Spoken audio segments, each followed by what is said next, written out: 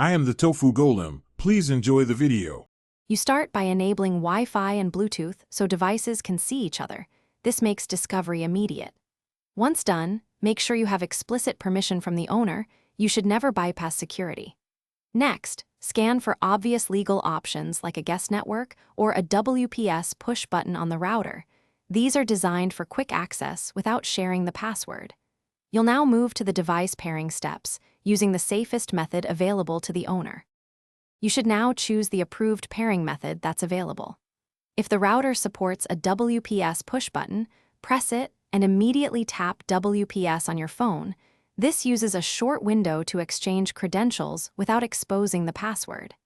If WPS isn't available, use Wi-Fi Direct for device-to-device sharing, accepting the secure prompt when it appears. Or simply ask the owner to create a guest SSID or temporary mobile hotspot, so you can connect legally. To finish, verify the connection by loading a simple web page or app.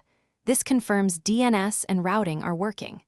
Make sure you mark the network as private or public per your device's prompts and disable Auto Connect if this was temporary. If something goes wrong, try forgetting the network and reconnecting, restart your phone, or ask the owner to press the WPS button again or reboot the router. This resolves most transient issues without resorting to unsafe or unauthorized methods.